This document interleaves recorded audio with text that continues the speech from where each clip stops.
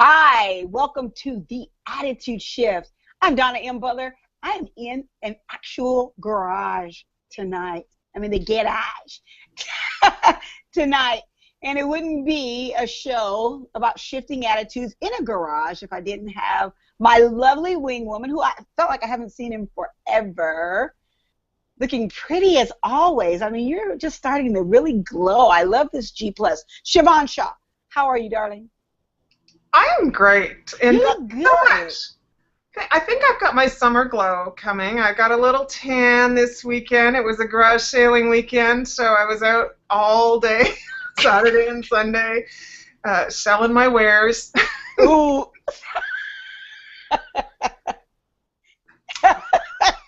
Yeah. Selling your wares. Okay. That's another show. I was on the Better curb. make a note of that. We're going to have a show about selling our wares. So we got to make a note of that. Hot fun in the summertime. How you sell your wares.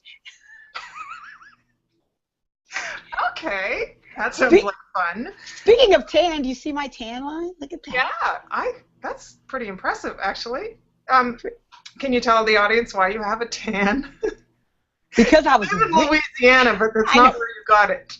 No, I was whisked away by my sister and my mom to the Bahamas last week on a cruise, and I burned. I never burned before. I never have, as long as I've lived in Louisiana, I've never tanned like this. That's amazing. I'm very impressed. I'm impressed too. It looks good too. That what I can see, you look beautiful. I'll be in the I'm looking bishop's down at the office little tonight. box. It's really hard with Google Plus. You gotta look at the camera, but then I know. you're I never know in where this to little look. box down here. I feel like I'm cross-eyed or cockeyed sometimes, the way I, try to figure out where the camera is. So, but it's all good, It's what we do. This is what we do. This is what I look forward to doing on Wednesdays, shifting attitudes, And it's fun. The thing is I'm in the garage, really, seriously, on the serious note, if you see all of a sudden me move really fast, it's because it's a bug. Just like that. It's going to be a fun show tonight. Well, tonight we're talking about multitasking attitudes. Can you find a balance? Is there a way to balance all the things that you're doing and trying to juggle in your life? Because I don't know about you. Oh, I actually do know about you, because we've had the last few weeks have been a juggling act. I mean, yes. We've been trying to do pitches for a network, more than one network. Garage sailing over here. You're cruising the Bahamas. There's just a million other things going on, everyday life stuff, and then all the other things piling on. And I don't know about you, Donna, but I get a lot of anxiety from that. Just today, I had to, there was people coming to visit from out of town, and they were going to be here at 1 o'clock, but I wanted to go see a friend of mine who I hadn't seen in 32 years at 1 o'clock. Right? I have some stuff to do that had to get done today. I have to caregive all these dogs and people that I look after and help out. And I was just going to start tearing my hair out because I just didn't know how I was going to do it all. And that's the thing. It affects our attitude. It really does. It affects our attitude. And, kind of like where we put the picture up of the seesaw. There has to be that balance. A lot of times I hear people say, well, the best job you could have is being a mom. What? You should be happy. You're being a mom. This is what moms are supposed to do. And, or this is what wives are supposed to do. Or in your case, this is what a caregiver is supposed to do.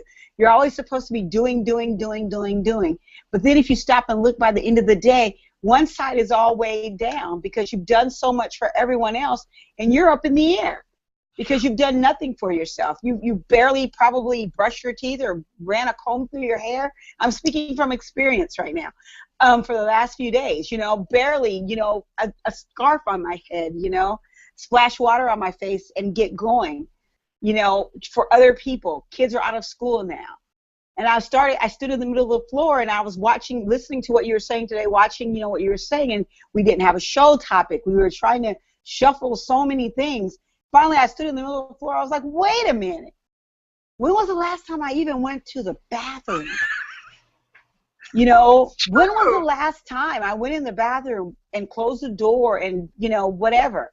And I couldn't even, it was like at 9 o'clock in the morning and here it was 4:30. That's what we do, because we've been programmed and told that, we got to take the weight of the world on our shoulders. We have to do this. We have to do this. And our roles are so defined. But by the end of the day, we leave ourselves out.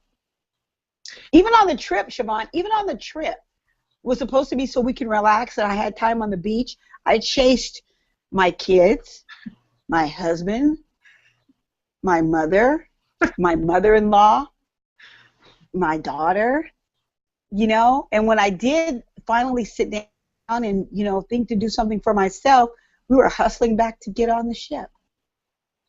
I know. I find the day really goes fast. I realized how cushy my life was up until No, I mean, when you go and you work kind of 9 to 5 somewhere, or even right. 9 to 5, you're working 9 to 5. But when you're not working 9 to 5, but you're doing a million other tasks, which often a lot of stay-at-home moms and dads would be doing as well, it's amazing how your day is absolutely jam-packed. Absolutely. And I think it's because you don't have that, you don't go to work and you don't have that routine at work. You've got all these things at your home that come at you from all these different angles, and everybody needs something from you. Yes, and they think because you're at home and not on that 9 to 5 that, let's ask Siobhan. Let's ask Donna. They're at home. Let's ask them. And it's just, and I find that this is personal experience that I find that when I'm at home, I just was asked tonight. I received a text from my nephew who wanted to know, could I watch my grandniece Friday night? Mm-hmm. They're going to drill, which they're doing something, for their country. They're going to the reserves. But, here I am saying yes, to watch the little toddler for Friday night, overnight. Yeah. And that's what we do, but it's also, it seems to me that this is expected. And so how do we keep a good attitude when we have people tugging at us, when we have people saying that we have all the time because we're not a 9 to 5, almost making it like we should feel bad that it's not a 9 to 5, almost punishing us for not having a 9 to 5. Right, I feel that way. I actually think that you can lock yourself in the bathroom only so many times during the day. That's right. So, for instance, today I had all these tasks that I had to complete. They had to be done today. There was no getting out of that. But I also really, really, really wanted to go see my friend. Right. I'm leaving town tomorrow. And I haven't seen her in over 32 years. We were childhood friends together. Leanne, hey, how's it going? Hey, Leanne. We just had a great time today because you know what? I prioritized her visit. I did put her off for a couple of days because I was like, I can't fit that into my schedule. I have these things to do. I can't do it on Wednesday night because I have the show, right? I wasn't willing to postpone the show for her visit because I knew I could work her visit in before or after the show. Right. But I prioritized her visit over top of everything else, and I just, when I got up, I just went through this list of things I needed to get done, and I ended up being early. Well, I was late for the visit, but because I got stuck in traffic. But I left early, right? I was able to leave the house early and get there and spend quality time with her, and then get back, eat dinner, walk the dog, right, and get ready for the show. And so I'm much calmer because I did that. Like, I put her first. That's what I was going to say. Did you find that you feel better knowing that you prioritized and made that time versus had you put her off another day? Do you see where attitude certainly plays a big part? I think so, because I think when you start going or saying, oh, I can't see you today, and you keep putting people off. And I've done that in my life because maybe I just am lazy or I had other things to do and I didn't know how I was going to fit it all in. And so then I was getting anxious. And, I think a lot of people feel that. And they might not even understand that it's anxiety. It's just this feeling of being overwhelmed and burdened with all these things that you have to do and have to get done. So when I thought about it, I could feel that swell of anxiety coming up, and then I had to talk to myself and shift my attitude and say, you know what, you need to see your friend. That's a priority today. So you got to fit everything else in, and you've got to then also say no to some things. Absolutely. That's hard to do. That no, we had a show about that before. That no is the hardest thing in the world sometimes for us to do, especially when it's towards our loved ones, especially when it's towards people that expect so much from us because we're not 9-to-5ers. Yeah. And so attitude does play, because I wanted to throw my hands up today when I really realized that there's candy that has to be made for an order tomorrow, 39 pieces of pralines that haven't even been started yet. Yeah, I know, that's a process. There's just things. The kids wanted to camp outside. So Ivy, the first thing he did when he came in is set up the tent, and I'm looking at him like he's smiling and everything. He says it's a pleasure to do that because guess what? He's been at the 9-to-5 all day. So to him, hey, this is great. But to me, I haven't been at the 9-to-5. I've been in the mix all day. And so he's wanting to come in and surround himself with everyone. I'm wanting to get away and have some me time. And so that balance, there's that seesaw. There's that seesaw. He wants to sit around and talk about, well, how's my day? And I'm like going, I don't want to talk about my day. My day has nothing to do with me today. I just want to fly out of the house and go somewhere and sit in the parking lot of this nearby store just to have 5 minutes to regather my thoughts. And the seesaw analogy is great because if you think about when you were a kid and you got on the seesaw, you had to get a person on the other side of the seesaw. That's right. To support you, right? So that the weight was evenly distributed, so that the workload was evenly distributed. That's right. But when that person got off, you'd be like, smack, right on your ass. That's it. That hurts. And that hurts. That hurts. And so you get up, you rub your butt, and then you're like, just stop. And there's your attitude shift right there. I thought you were going to help me. I thought you were going to support me. Just like you said, we're supposed to be evenly matched on here. But yet you get off and let the fat girl drop to the ground. Right? My tush was so tender. Most of my school years, I hated the seesaw. I really did hate the seesaw. I just an aside, but it has a lot to do with this as well, is I took one of these quizzes that are always on Facebook, and it's what type of dog are you? Oh, gosh. And it turns out I'm a retriever. And it's like, go fetch. Ah. And it really is. And that's part of this multitasking, is because I'm the person that has to go get the thing. I walked in the middle of all my tasks today, and I'm trying to get organized, and I walked in, and John's standing there with a bag of laundry. At least he picked it up and put it in a bag, and he said, I need this by noon.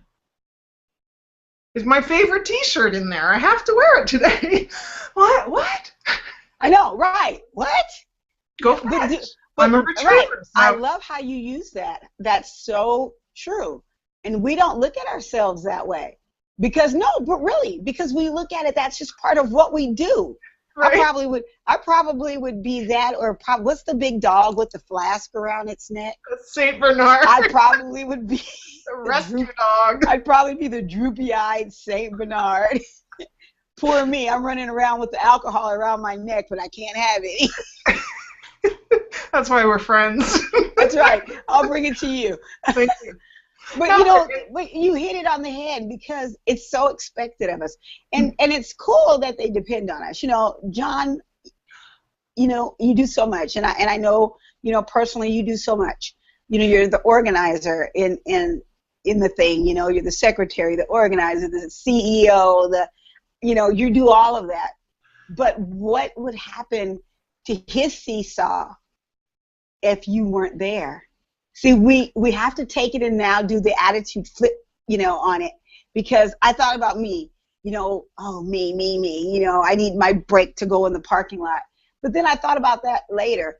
Ivy's trying to set up a tent. He's also trying to help with dinner. And I'm sitting there screaming, I need some me time. I need some me time. And so I kind of left him in a where he,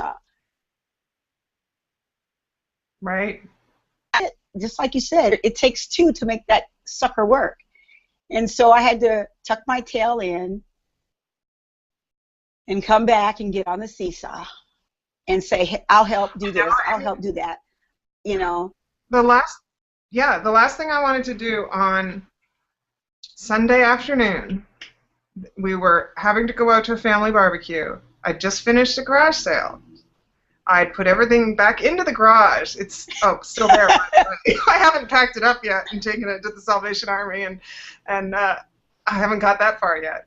But the thing is okay. So that, let's say I closed it up at 1 o'clock. So I'm tidied up at 1:30, and we have to go out to this family barbecue at 2 o'clock.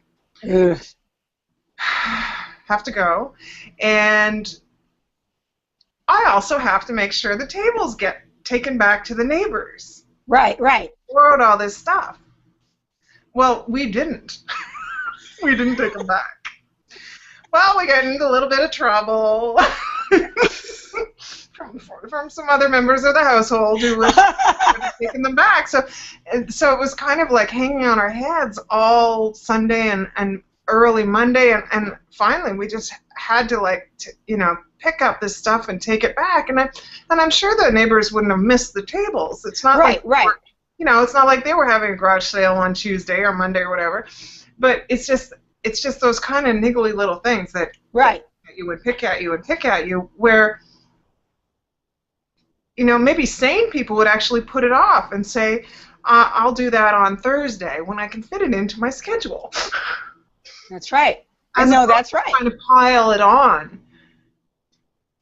But we do that. There's that seesaw analogy, because we're so accustomed to doing things a certain way, and we're so willing to take on extra that becomes unbalanced again. And like you said, I like how you said a sane person. You thought you were slipping that one by me, huh? A sane person would have. But isn't it fun sometimes to not be the same person? What do you mean sometimes? I know, all the time.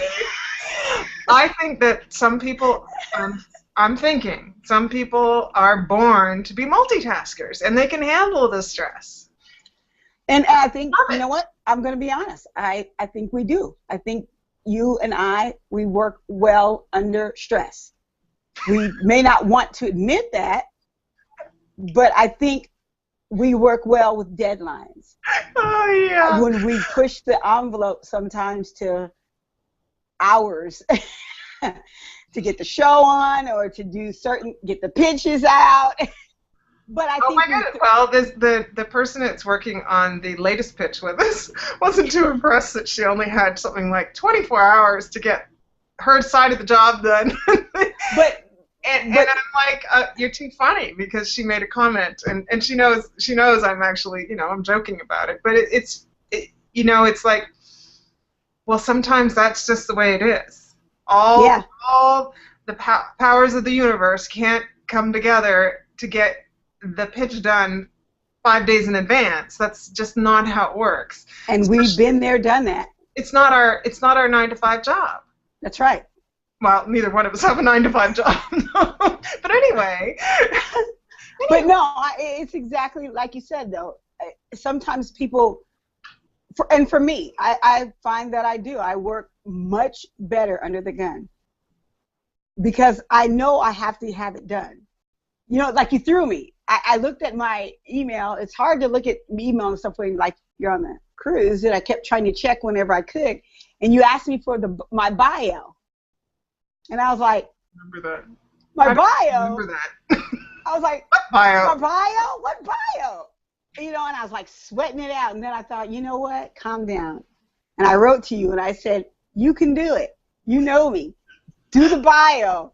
You Thanks. know, Just load more work on me. Thanks just very do- much. and that's We're what not I a did. cruise. But Not a cruise, though. It was all right.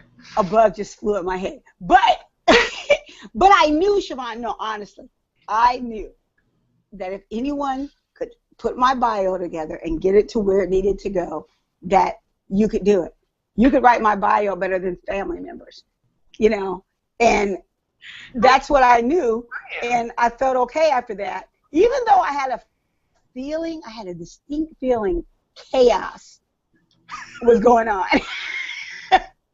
The seesaw was doing this. But I knew. It was undulating. It was doing this. It was like, woo! But I knew without a shadow of a doubt that if something, if it was needed, if it was a bio that was needed, and that was it, that you could It do was that. like the floor in an old house, and it's all wavy because it's warped. That was it. Woo! Like this. I just got a visual. That was crazy. Anyway, we missed revving your engine, so very quickly, I want you to rev your engine. Then I want to quickly go to attitudes in the news, but we're going to do attitudes on your cruise tonight as a little twist. And then it'll be time to put it in park. So do a quick rev. I know it's backwards, but... Yeah, that's okay. My rev actually has to do with, again, women on Facebook, women on social media. I've been following a thread today of a friend that has something on her mind. She felt slighted by a lover. I'm really hot, I'm not trying to be cute and dab myself. It's pretty hot in this garage. Oh, one of those Southern bells? I know, that's why I was like, well, yes, it's rather hot, Rat. But I have to tell you, somebody who's visiting, family members who are visiting, have just gone through the swamps of Louisiana, and I told them I would tell you that they drove through the swamps, and they got in a boat and went through the swamps. Did they go to Avery Island to get Tabasco and see the alligators in the swamp? Yeah, they said there was lots of alligators, and it was they probably I can't remember the name of it, but I said I would tell you because you probably knew where it was. Probably Avery Island. But speaking of crocodiles and snappers, well, that's just it.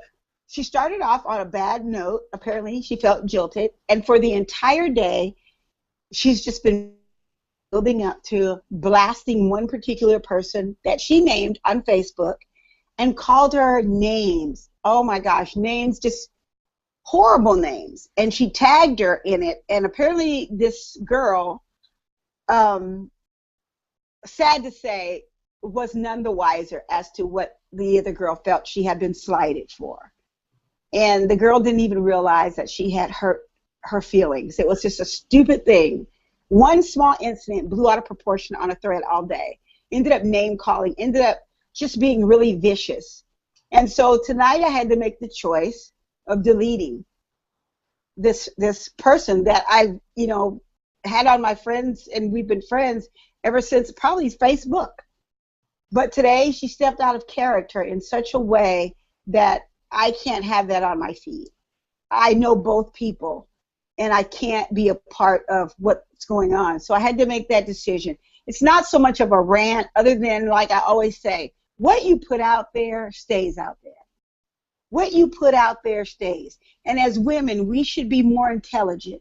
We should be able to use words that aren't three-letter words, that I'm just going to say it, calling each other hoes, calling each other the B word, saying such horrible things to your fellow sister that you've been friends with for such a long time.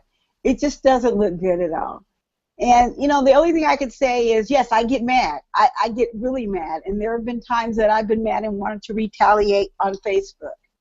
But because of the mature level that I hope that I am at now, and because of the attitude shifting that we do, I choose to talk to that person face to face or inbox or even the phone works. But to call someone out is really a bad thing to do. Shame on you. Shame on you. And I know, hopefully you're watching. Hopefully you'll watch later. I almost want to say your name because I'm really sad to see this happen, but I'm not going to do it because it's just sad to see friendships fall apart over misunderstandings, and it's brought out on Facebook. That is, that's so sad. It is. Because we did used to talk to each other, and we don't say these things face to face necessarily. Yes. I'm sure people do, and they do in reality shows and stuff. But if I'm mad at you, I am not going to call names. I'm going to have a conversation with you, or I just won't ever talk to you again. I mean, yes, there's right. some point where you know that that person isn't right in your life, and you've got to move on, and you just have to wash your hands of it, and off you go. But there's a point where if you can't have a conversation with a person, one of you is the child. Exactly. You are the child in the relationship, and it's not adult to adult, it's child to child. I know for a fact that there's somebody that I had an altercation with, and we've still not resolved it. Do you know what I mean? Because that person actually won't have a conversation with me. So what am I supposed to do? So I just kind of go along, and it's not really life. Well, it's not right. It's not killing you, or it's not affecting how you do things. But if you have a misunderstanding or words or there's some kind of hurt involved, I think it's probably really adult to try to have a conversation. I agree. Because I think that it's just a matter of trying to explain yourself, and not without not making excuses, but just apologizing, or trying to tell the person where you're at, where you're coming from, because that your outburst or whatever is a result of something that's going on inside it. Mm-hmm.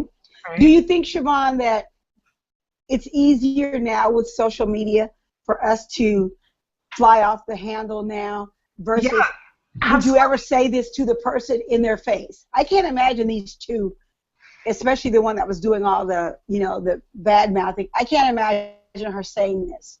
I just thought to the other girl's face. We're just going to trademark our new show, In Your Face on Facebook. No, in your face. In your face. No, the thing is if you just wouldn't say those things to each other, most likely, unless you were born in a barn, I guess.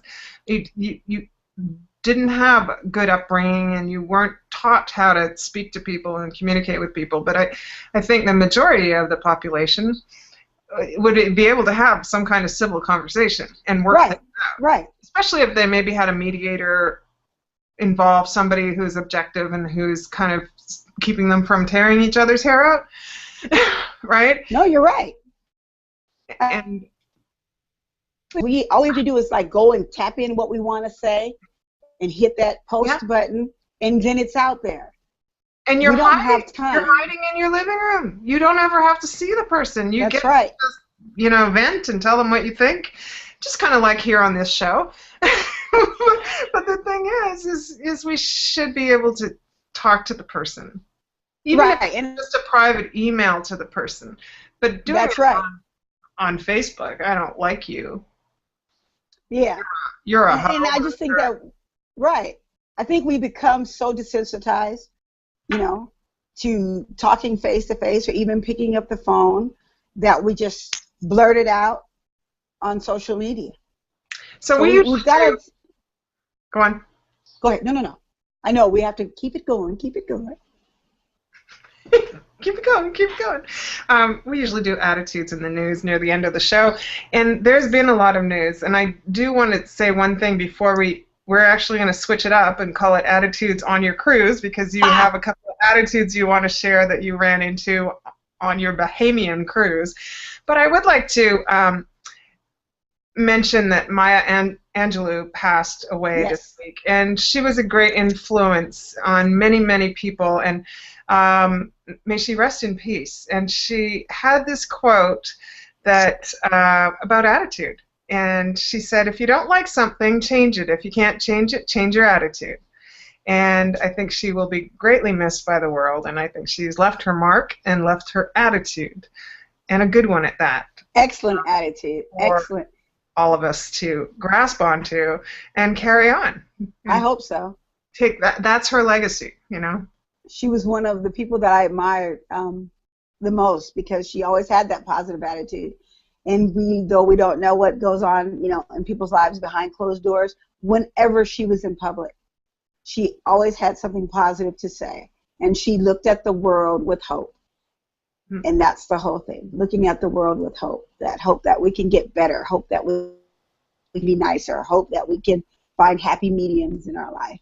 So she will definitely be missed. So attitudes on the cruise. Attitudes on the cruise.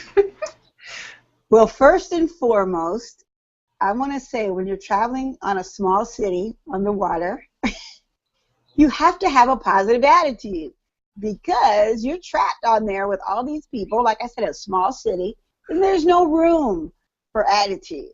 You know, because first of all, you go into this briefing. Everyone on the ship has to report to this certain place for this 15-minute briefing. And it tells you, you know, life jackets, what to do, where to meet, should there's, you know, the ship sinks and stuff like that. And in that meeting is where I had the first encounter with this amazing older woman and her sister.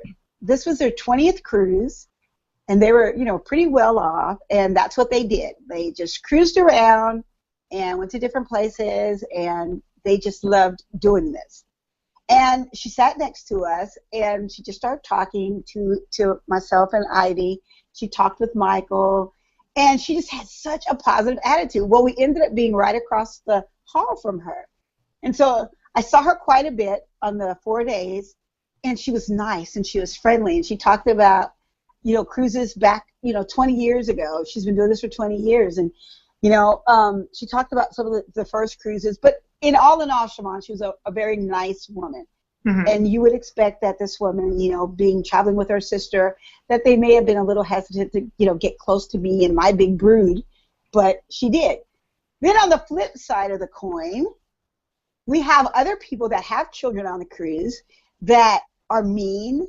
Their kids are rude. How many times was I cut off in line to get something to drink by a child who just had no manners, whose parents would be sitting right there watching them as they cut in front of my kids or in front of us, you know, like they didn't see us, to get drinks. And that happened several times, you know, on the course of the cruise. My sister was so mad, and you know my sister. She was so mad at one point. You know, she was like, people just want to teach their kids. And then I immediately thought about Tara, what she always says, Tara Kennedy Klein. She always talks about it starts at home. And I could see some of the attitudes. The parents sometimes would rather look right through you than speak to you. You know, they had a kids club where you could bring your kids and drop them off and come back and get them. Siobhan, I mean, you would think that, you know, we're all, like she says, parent nation. You know, we're all in here with kids, and we're like talking. It felt like I was the outcast, you know. It was like almost every other parent they were rude. They had their noses in the air. Wow. It was just really different. It was just, I discovered that sometimes I guess you shouldn't be really friendly, you know, because I was being friendly, being my fun self, making small conversation, and I was pretty much snubbed. Pretty much snubbed, you know. I don't think it's just the cruise mentality. I think that is a mentality that pervades our culture now, because, you know, we go for hikes, and I have to say there's a difference between when we're hiking in Canada and we're hiking in the United States, mm-hmm. and different places in the United States. People are much friendlier in the United States, and they'll say hello to you. In Canada, they snub you. They're afraid. I don't know. They've got this everybody's out to get you kind of attitude, or, oh, you shouldn't, you know, talk to strangers. Right. Going by on a you know, a path saying hello to you and giving you a smile, and you kind of get this attitude of, well, they're just ignoring you basically, well, that's what happened. You're right. They're looking through you, and I think it's Yeah. it's a convenience. You think? It's easier to ignore somebody and not take the time to turn and smile or make small talk in a lineup at a grocery store Right. than it is to do that. So they've become so automated because they're texting and they're on the email and Facebook, and everybody's typing, and they'll all type words to you. You could be standing in a line and or walking past somebody, and if you had your text thing and you knew you could probably type hi, and they'd type hi back. And they type hi back. But it's a matter of like so weird. They just don't. It's too inconvenient for them to talk to you, to smile, and so then they look right through you and ignore you, like if you weren't even there, if you were, not even a ghost. You're just not there. You're not even a ghost. But that was so weird. It taught me a lot. Like I told you, it taught me a lot about judging people, because immediately you would think that the older women that had been on the cruises, and they were really dressed really nice, and we had to dress for dinner, and their table was near where our families was, and they were dressed really nice, and they were just really too well-to-do, older women. And you would think, my perception was, well, they're looking at my big brood, and Michael's like everywhere, but they were so friendly and kind. But then the people that you would think were like me, with children and trying to throw your children in so you could go clubbing or whatever, it was kind of like, you're not good enough to be on the cruise, or and it was really cliquey, kind of almost like, it was like lines were drawn. The people that you saw, because you saw the same people. It wasn't like you saw, my floor where I was at. I would see the same people. I would see the same people up on deck. We danced. I saw the same people, but they were so rigid, and it was so bad. And it always reminds me of how our attitudes affect everything. They weren't the beautiful people. Their attitudes made them ugly and snobbish, and the older women who had so much going for them were friendly and laughing and giggling. And when we were even getting off the ship, they gave Michael a hug and, said how well-mannered he was. And I thought that was just incredible, And so, attitudes on the cruise. I saw a great divide. A great divide. I call it the have and have-nots. Isn't there a show like that? It is. So, I, for one, want to be on the side of the people who say hello and are friendly and strike up a conversation in the grocery store lineup. Definitely. I'm going to continue to do that, and I might be 100 years old and still doing that, and everybody else around me will be texting. But, I live without a cell phone, which people just can't even imagine. I don't have a home phone. I only have a computer, and it works out fine for me. So I'm an enigma, I guess, in this world of technology, but I like to have a conversation with people. I agree. I do get frustrated when I try even to chat with you on Facebook and I can't get a hold of you. I totally agree. But as soon as we connect, all my questions are answered and everything's gotten done, and it's so much easier just to have a conversation with somebody. And I like hearing your voice. I would probably never text you. I probably would never text you, because I do. And that's just it. We need that human touch. We need to hear those voices. We need to see the genuine smiles.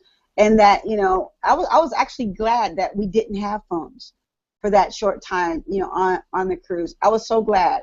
You could go in there and pay a lot of money to get that Wi-Fi package, but, it gave me time to talk to my mom, face to face, and to be able to talk to the kids without Michael with the iPod in his face, and that felt really good for me. And so I do think that technology is great, but I think sometimes we use it for an excuse, Well, on a final note, I think it is the one way to help you get some balance in your life. If you can unplug, even, evenings or something like that. If you No, can you're right. unplug from the technology, and I turn my computer off a lot now, and I don't have a cell phone, and um, some days I even forget to check in. You know, I forget to check into my life on the internet. I'm just not plugged in anymore, and it's a great feeling because I can find that sense of calm in this sea, the turmoil of my life. I can find that sense of calm because I'm not plugged in, and that's one way I find my balance. And the other is to prioritize what's important to me, and I have to prioritize the end of the show right now. So I can be balanced and You calm always segue in. You and always have a good way. go to my next scheduled event. I know it's The busy lives we here, lead. but I do have another event to go to.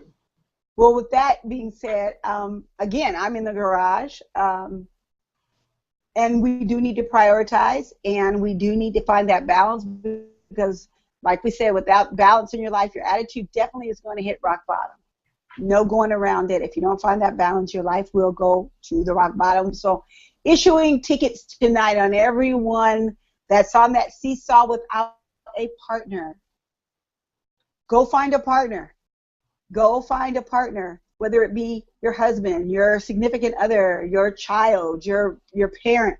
Find balance in your life. Sometimes you got to shift and delegate. That's the word I've been trying to use. All night I've been trying to think of that word. There it is, delegate.